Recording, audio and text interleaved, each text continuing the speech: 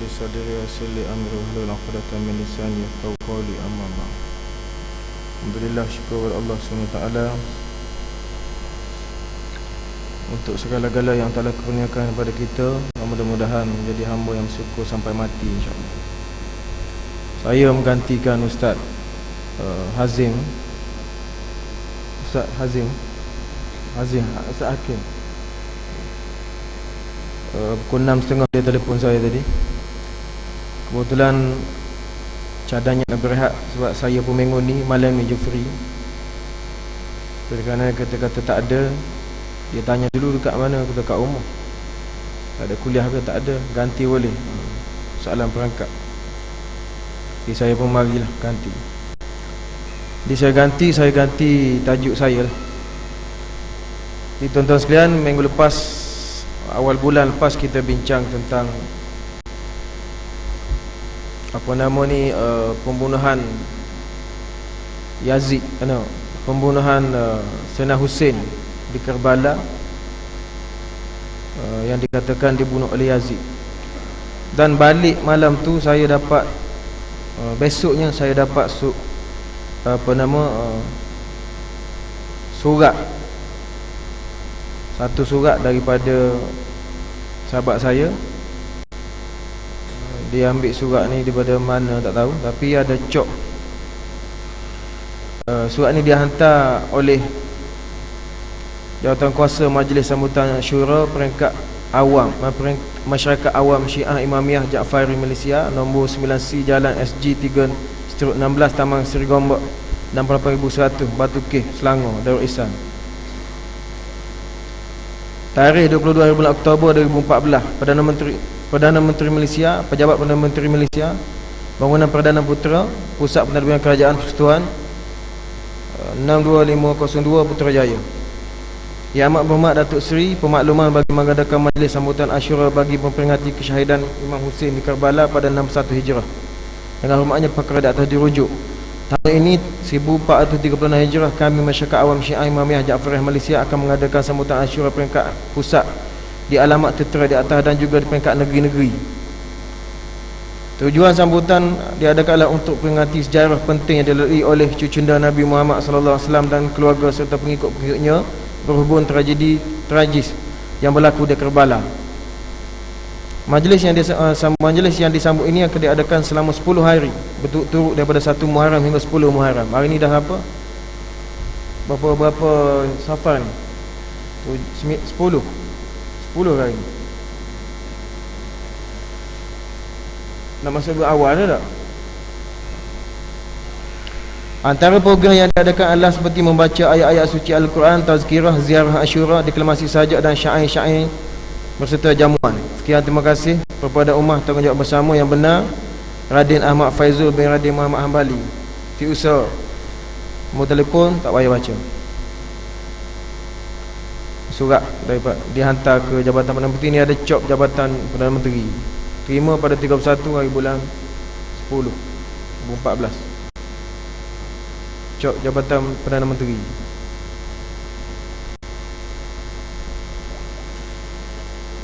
Tuan-tuan, saya nak lanjutkan lagi. Antara sahabat-sahabat besar yang melarang Saidina Hussein pergi ke Karbala ialah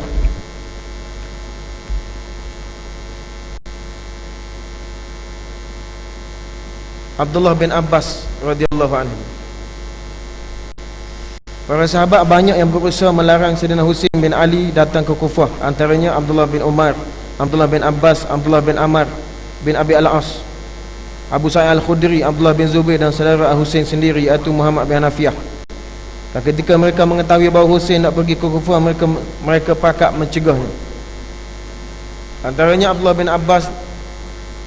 Ketika Hussein nak keluar, Abdullah bin Abbas radhiyallahu anhu berkata, seandainya bukan kerana bimbang orang akan menghina aku dan menghina kamu, wahai Hussein, nescaya aku akan pegang kepala kamu erat-erat supaya kamu tidak boleh pergi.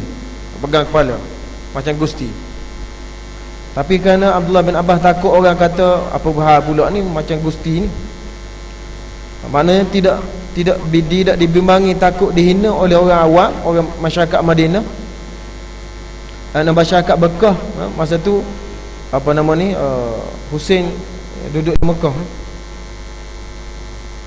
dia lari daripada untuk berbai'ah kepada Yazid bin Muawiyah dengan Abdullah bin Zubair.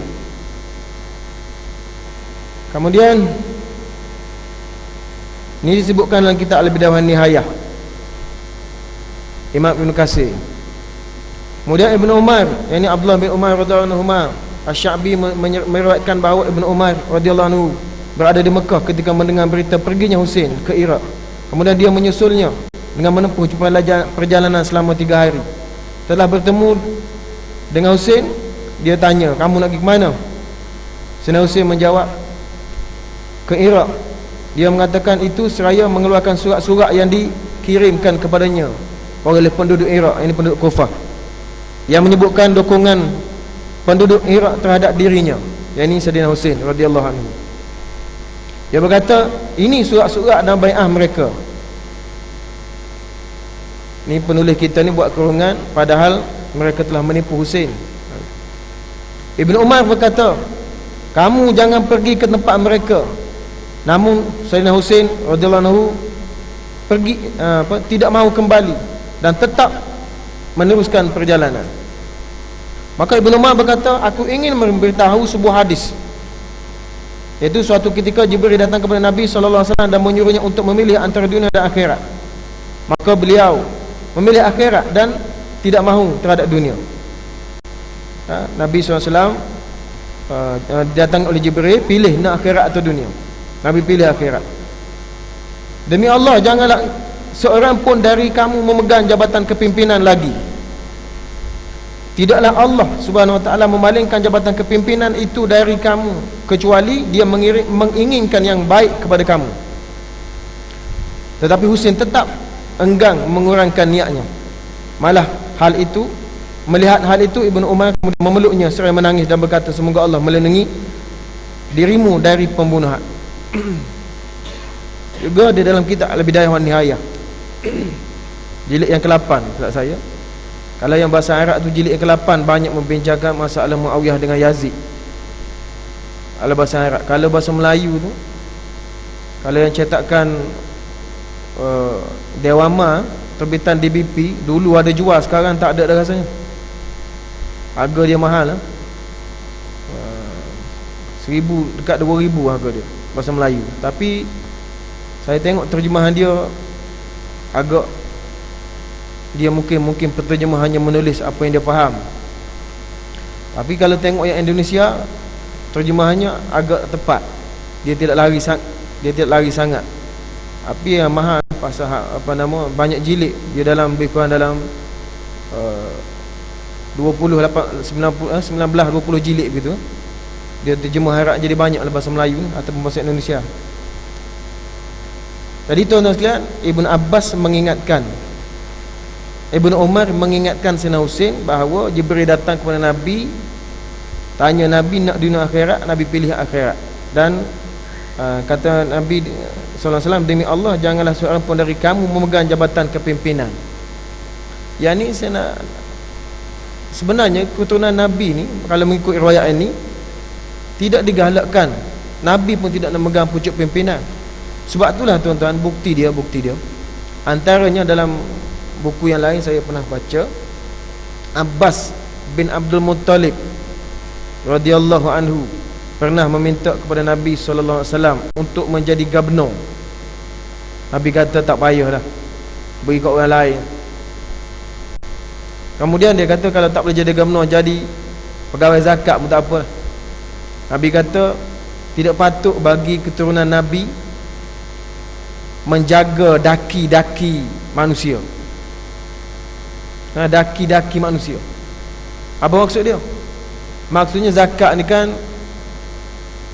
penyuci. Zakat itu penyuci.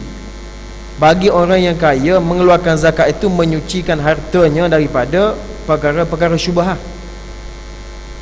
Ataupun sedikit ada penyelewengan, atau mengurangkan keberkatan. Takut-takut harta, masa tengah cari harta tu, waktu zuhur masuk dah tak solat lagi, tak masuk asar, waktu asar masuk dah, lambat sikit solat pasal buat kerja, untuk menyucikan daripada yang syubhah-syubhah begitulah. Dan zakat itu bagi orang yang menerima, maksudnya menyucikan sifat hasad dengki dalam diri kepada orang kaya. Jadi benda tu benda daki manusia. Jadi tak patut bagi keluarga Nabi. Nabi sebut begitu. Sebab tu di antara Ahlul Bait itu, di antara keluarga Nabi, termasuk keluarga Nabi itu ialah keluarga Abbas bin Abdul Muttalib, macam Abdullah bin Abbas, adik-adik dia sebagainya. Itu orang yang tidak layak menerima zakat dan sedekah. Mereka hanya layak menerima hadiah. Cuma yang kita pelik tu setengah-setengah tu, kalau yang apa nama ni, yang miskin tapi dia ada Said ni katanya keturunan Nabi. Kalau betul keturunan Nabi, berim tak boleh, pasal dia keturunan Nabi, apalagi zakat. Semua tu untuk orang miskin, dia anggap sebagai sedekah, bukan hadiah. Jadi tuan sekalian, Nabi SAW ditanya Jibril nak pilih dunia akhirat, Nabi pilih akhirat. Dan Nabi tidak mengharapkan keturunan dia jadi pemimpin. Sebab itulah tuan-tuan, kalau kita lihat macam Sayyidina Ali sendiri pun, dalam banyak-banyak peperangan tuan-tuan sekalian, Nabi SAW berperang semasa hayat Nabi SAW banyak jugalah. Lebih kurang dalam ada riwayat mengatakan kalau Nabi sendiri tu sampai 18 Nabi sendiri. Kalau Sariyah yang Nabi hantar sahabat tu lebih kurang dalam 28 lah kali yang sahabat. Yang Nabi tak pergi tapi sahabat pergi, dia panggil Sariyah. Yang Nabi pergi sendiri dia panggil Ghazwah. Dan dalam banyak-banyak peperangan tu tuan-tuan sekalian, Sayyidina Ali sekali je jadi pengganti Nabi di Madinah sebagai pemimpin. Lain-lain Sayyidina Ali tak jadi, dan Sayyidina Ali pun tak nak. Sayyidina Ali lebih suka pergi berperang dengan Nabi SAW. Dan pernah Sayyidina Ali kata pada Nabi SAW semasa dia dilantik menjadi gubernur, menjadi pengganti Nabi di Madinah, Sayyidina Ali kata, apakah kamu membiarkan aku duduk dengan anak-anak dan orang tua dan perempuan, sedangkan orang-orang lain dan kamu Rasulullah pergi berperang? Sayyidina Ali tak nak. Sebab itulah tuan sekalian, Sayyidina Ali sebenarnya dipaksa menerima bai'ah khalifah tu sebagai orang yang terpaksa, macam saya sebut awal bulan lepas. Peperangan Nabi SAW berlaku lebih kurang dalam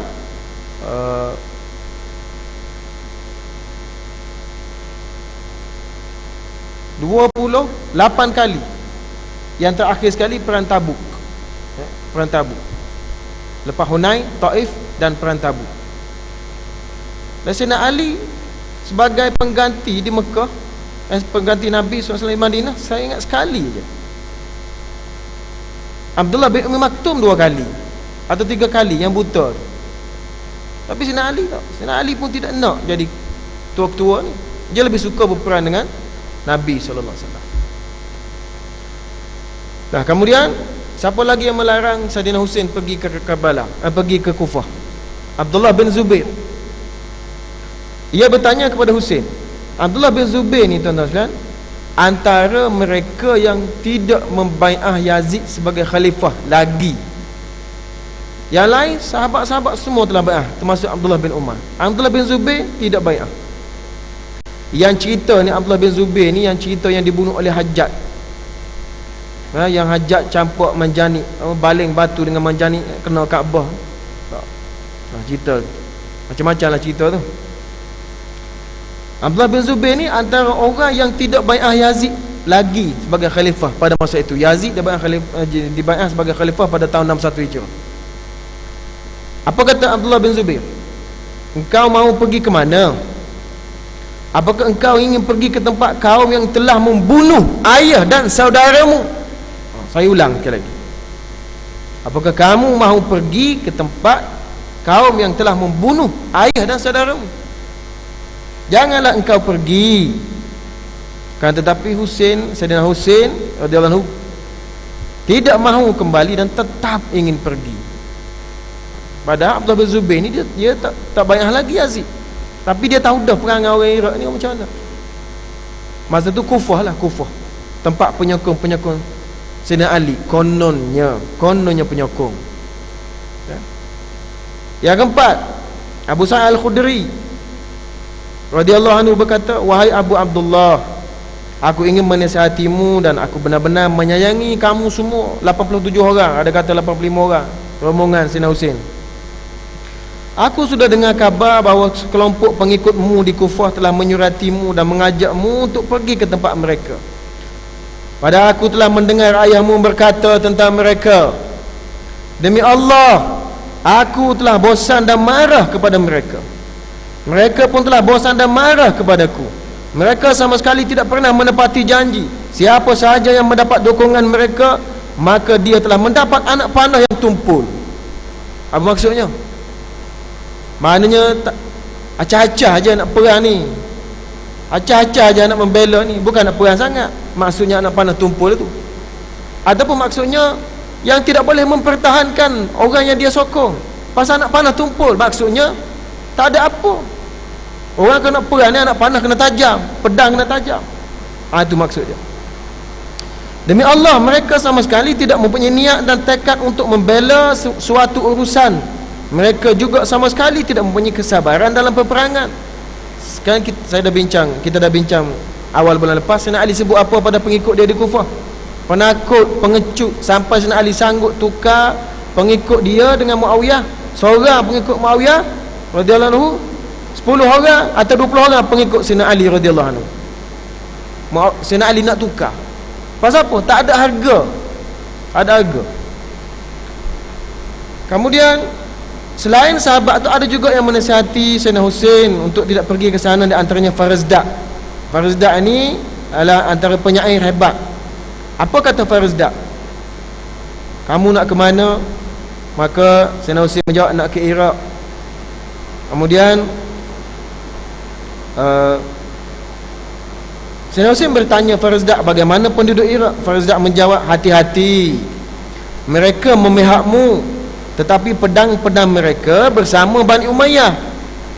Apa maksud dia? Mereka memihak kepada kamu, mana muluk-muluk, tetapi pedang-pedang mereka bersama Muawiyah, bersama Bani Umayyah, yakni bersama Yazid. Tetapi meskipun begitu, dia tetap berkeras untuk keluar dan berkata, hanya Allah SWT tempat meminta pertolongan. Kemudian Sayyidina Husain sampai di Qadisiyah. Di situlah tuan-tuan sekalian berlakunya sedikit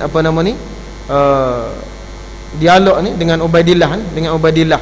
Panjang cerita ni, saya tak nak yang tu. Kemudian di Kerbala matilah Sayyidina Husain kerana dibunuh oleh Ubaidillah.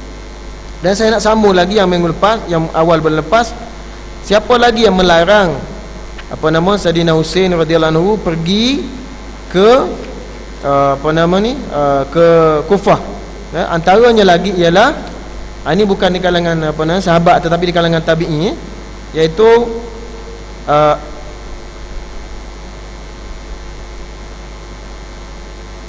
Kazim Al-Ihsa'i An-Najafi. Dia mengatakan pasukan yang keluar untuk memerangi Sayyidina Husain berjumlah 300,000 orang. Semuanya penduduk Kufah. Tidak ada orang Syam, Hijaz, India, Pakistan, Sudan, Mesir dan Afrika. Mereka semua adalah orang-orang Kufah, berkumpul dari berbagai-bagai kabilah. Ini dalam dalam Asyura, dalam kitab Asyura. Kemudian Husain bin Ahmad Al-Baraki An-Najafi, dia kata di antara perbuatan sangat keji yang dilakukan oleh orang Kufah adalah mereka menusuk Hasan bin Ali dan membunuh Husain setelah mereka mengundangnya. Kemudian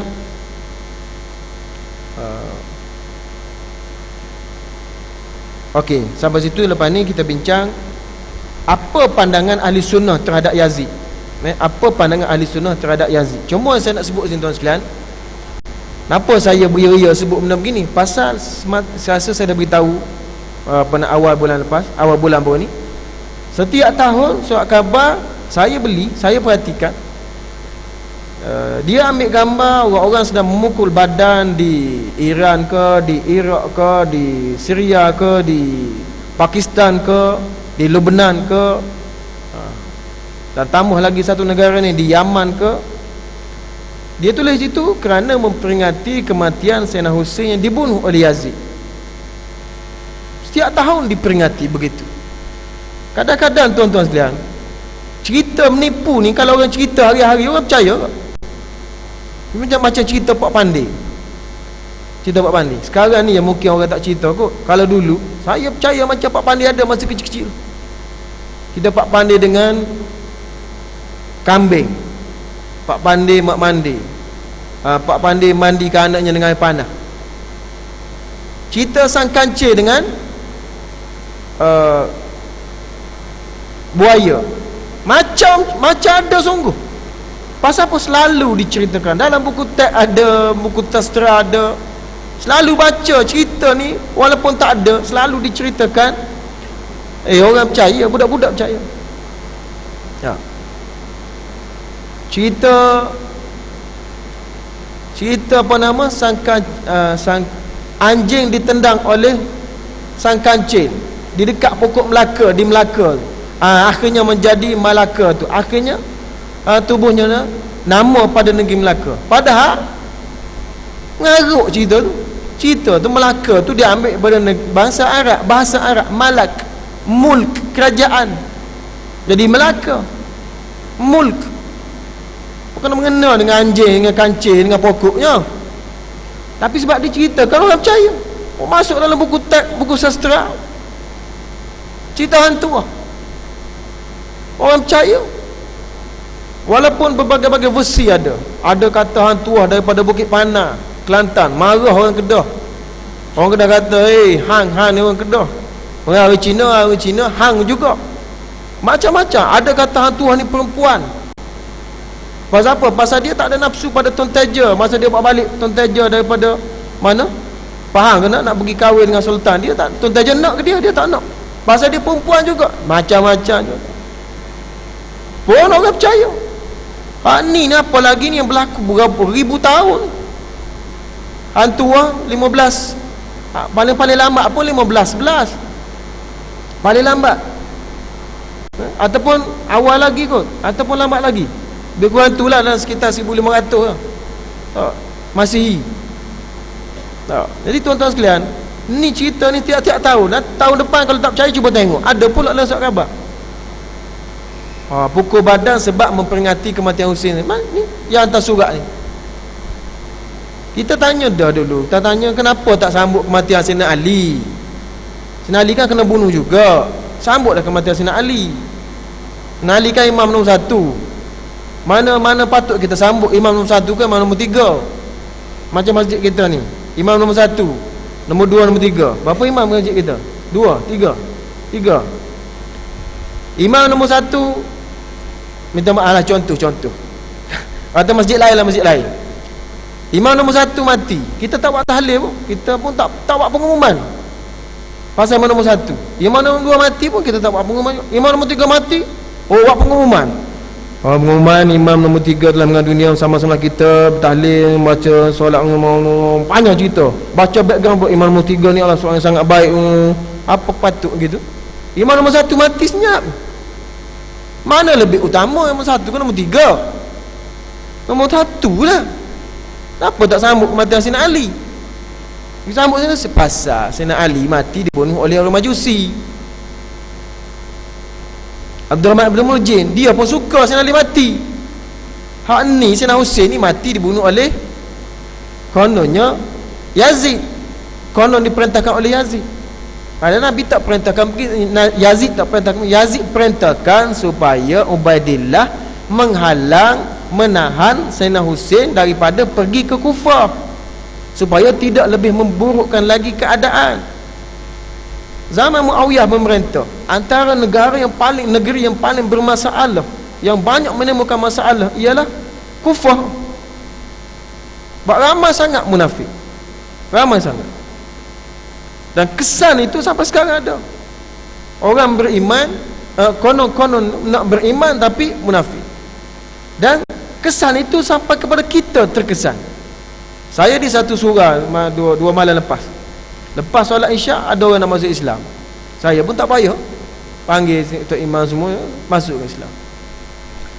Lepas tu Masing-masing saya kata, kita hari sekolah, nak pergi sekolah besoknya. Saya tanya ada siapa-siapa AJK boleh buat pergi daftar besok ni, macam-macam. Saya kata kenapa ni? Dia kata ada, tiba-tiba ada seorang. Dia kata, ustaz, benarnya kita ni ramai dia masuk Islam kat ni. Kita takut tipu ya. Takut tipu. Saya kata takut apa? Benda ni bukannya baru. Akhir-akhir ni kuat ustaz. Akhir apa? Zaman Nabi ada dah. Zaman Nabi tak ingat zaman Nabi ada dah. Abdullah bin Ubay itu tidak bapak munafik. Masuk Islam zaman Nabi, duduk belakang Nabi, Nabi tak tahu. Nabi tahu. Nabi tahu. Tapi tuan-tuan tengok, hukum orang munafik tak ada dalam Quran. Apa nak buat? Sebab rotan, suluh, rejam tak ada. Sebab Nabi kira, Allah kira orang tu beriman, mulut beriman, hati urusan dengan Allah SWT. Bukan baru tuan-tuan kena tipu ni. Nabi kena tipu. Bukan JK masjid kena tipunya. Bukan Jakir, bukan Jais, Maiz. Nabi. Sayyidina Abu Bakar, Sayyidina Umar, Sayyidina Osman, Sayyidina Ali, Sayyidina Muawiyah. Sampai hari ni tak berhenti-henti. Kena tipu. Untuk apa tuan-tuan? Untuk supaya dia ambil iktibar bahawasanya dalam Islam ni musuh banyak. Sebab Islam ni jenama branded, jenama molek. Bila nama molek, nama bagus, orang pakat nak tiru. Orang nak musnahkan pasal nama molek. Kalau barang tak molek, orang tak tiru. Tak. Nama tak molek mana pun itu wujud. Contohnya apa? Budu Cak Tereh ada tiruan. Padahal budu baru tu. Ni apa lagi kalau Adidas. Orang nak tiru pasal apa? Nama tu gah. Kain, kain biasa. Kalau original mahal, kain elok. Lepas tu beli, salah beli, beli 2 hari koyak. Kata Adidas apa? Itu pasal nama molek, orang nak tiru, orang nak rosakkan. Pasal apa? Tujuannya supaya. Jadi tuan sekalian, saya nak sebut di sini, saya nak ulang gini sebab surat khabar sejarah berita akan mengulangi setiap tahun. Kalau tak percaya, kalau siapa panjang umur tahun depan, tunggu 10 Muharram. Daripada 1 hingga 10 Muharram ada akan keluar pula dalam surat khabar. Saya perhati, beberapa tahun ni saya perhati. Kat 10 tahun dah saya perhati, memang ada setiap tahun ditulis begitu. Dia berita, memang kerja dia lah nak sampaikan berita. Tuan-tuan tengok dalam YouTube yang 2014 punya ada. Cuma di Malaysia ni tak kuat lagi lah. Saya ada simpan YouTube menyambut hari Karbala ni. Sebut dada ya Hussein, ya Hussein, ya Hussein. Baik sebut ya Allah, boleh pahala. Tak. Kau boleh pahala sebut ya Hussein. Sebut ya Allah lagi boleh pahala. Ya Allah, ya Allah, ya Allah. Tak.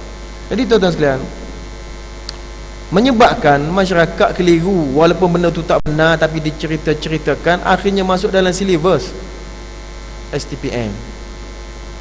Itu bahaya.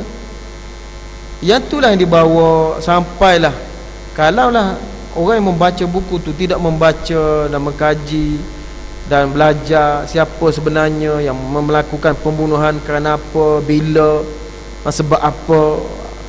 Kalau dia baca yang tu aja, maka dia pakai yang tu sampai mati. Begitulah fahaman dia.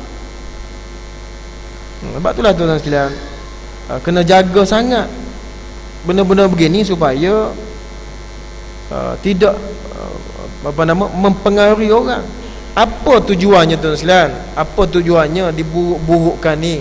Tujuannya ialah supaya orang tidak percaya apa yang dibawa, apa yang diteruskan oleh Yazid bin Muawiyah itu sebagai khalifah Islam, untuk diragui kepimpinannya. Mungkin dalam pemerintahan dia buat perubahan berbagai-bagai, mungkin dia ubah Quran, dia ubah syariat, dia bagai-bagai macam-macam. Itu tujuan dia.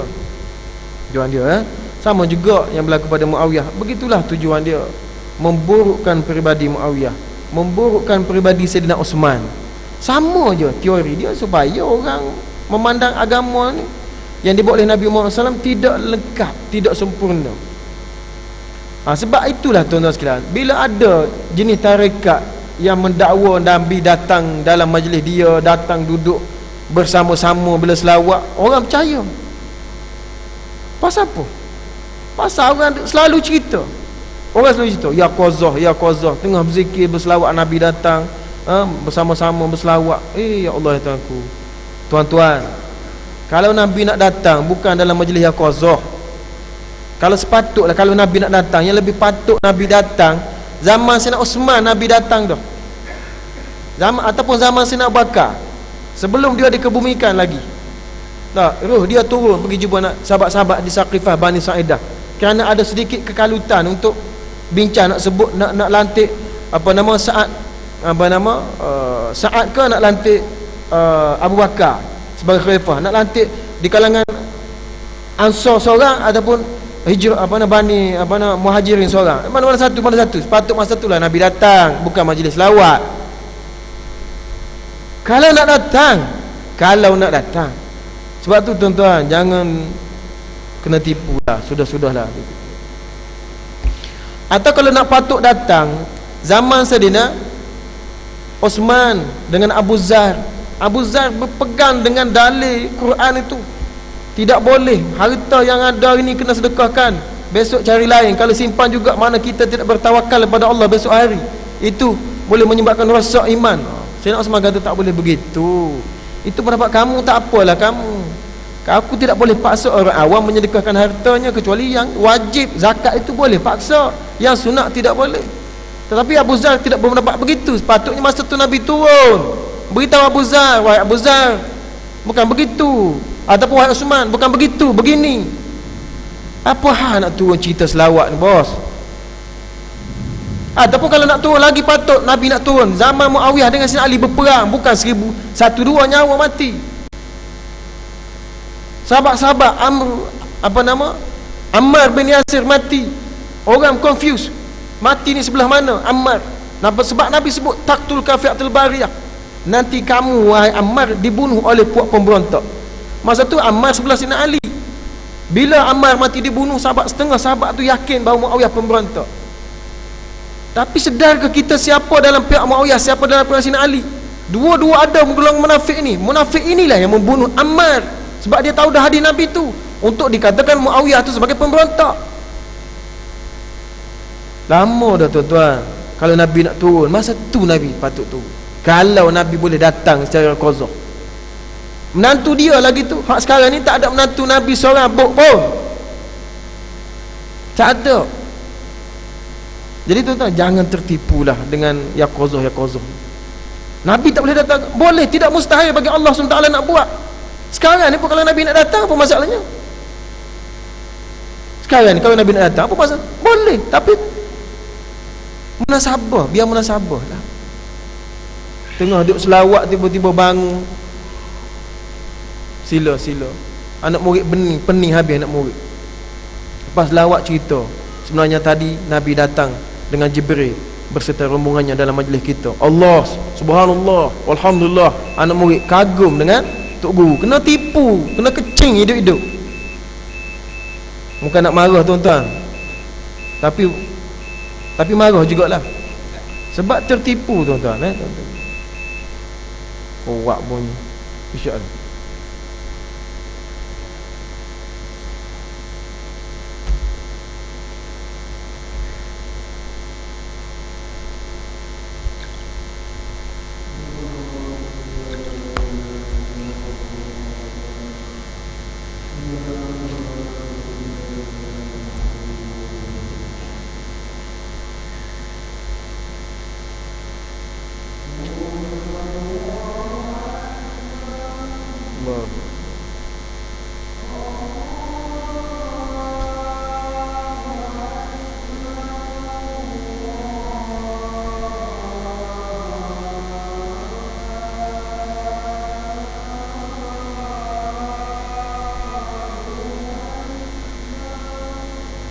Allah.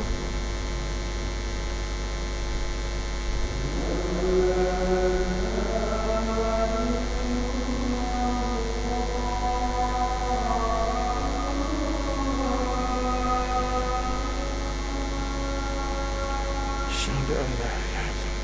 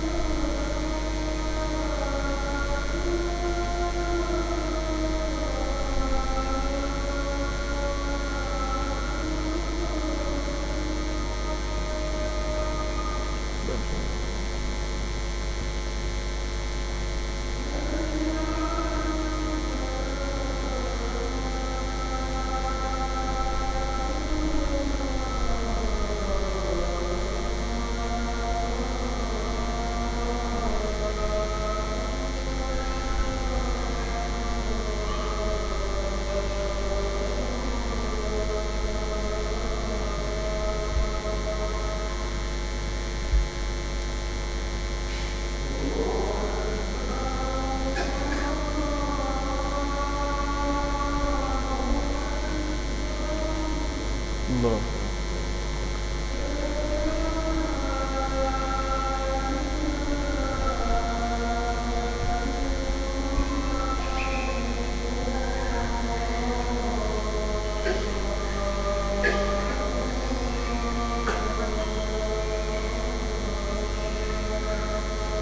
La ilaha illallah.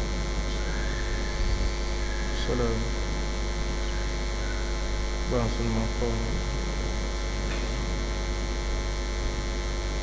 Sebagai kesimpulan tuan-tuan sekalian, saya sebutkan sekali lagi apa pandangan Ibnu Khaldun yang dinukilkan oleh Dr. Ibrahim Ali Syahwati dalam tulisannya tentang sejarah pembetulan sejarah Nabi sallallahu alaihi wasallam. Kata Dr. Ibrahim, apa yang disebutkan oleh Ibnu Khaldun dalam mukadimah dia yang panjang, jangan sekali-kali meninggalkan akal yang waras dalam menilai cerita-cerita sama ada yang berlaku pada siapa sahaja, apalagi yang berlaku pada Nabi dan sahabat radhiyallahu anhum ajma'in, apalagi yang berlaku pada Nabi dan sahabat radhiyallahu anhum ajma'in. Kerana tidak mungkin orang yang mereka banyak isyarat Allah dalam Al-Quran redha. Laqad radiyallahu anil mu'minin, redallahu, macam-macam banyak ayat Quran yang Allah Ta'ala menunjukkan redha pada sahabat. Tiba-tiba selepas Nabi wafat, sahabat jadi teruk. Itu tidak mungkin. Takkan Allah redha masa hidup saja, masa hidup Nabi saja. Jadi lepas Nabi wafat, Allah tak redha. Begitu kok. Jadi tuan sekalian, kalau kita menggunakan akal yang waras saja pun kita sudah boleh mengukur kebenaran cerita. Apalagi kalau kita berujuk Al-Quran dan hadis Nabi SAW.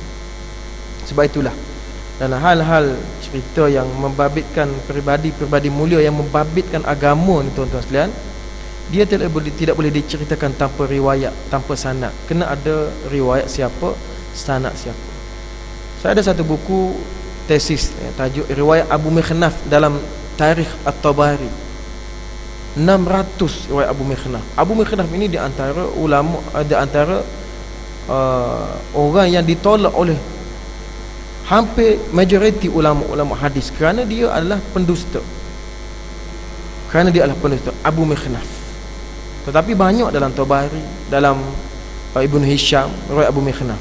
Sedangkan dalam Tabari sendiri pun sudah ada tarikh Tabari, namanya Sahih Tarikh Tabari, yang apa nama, riwayat dia itu sudah ditahqiqkan oleh ulama-ulama berdasarkan ilmu rijal. Sudah boleh dibaca dah, cuma tidak begitu meluas lah ya. Apapun tuan sekalian, jangan sekali-kali meninggalkan akal yang waras dalam menilai cerita-cerita Nabi dan sahabat. Tapi kembalilah kepada Al-Quran dan Sunnah, mudah-mudahan tidak tersesat. Wallahu a'lam. Assalamualaikum warahmatullahi wabarakatuh. A'udzubillahi minasyaitonir rajim. Alhamdulillah rabbil alamin, la quwwata illa billah, wa la ilaha Allahumma salli ala sayyidina Muhammad bi ja'fatin min muslimin wa ala alihi ajma'in. Rabbana atina fid dunya hasanah fil akhirati hasanah wa qina adzabannar. Alhamdulillah rabbil alamin.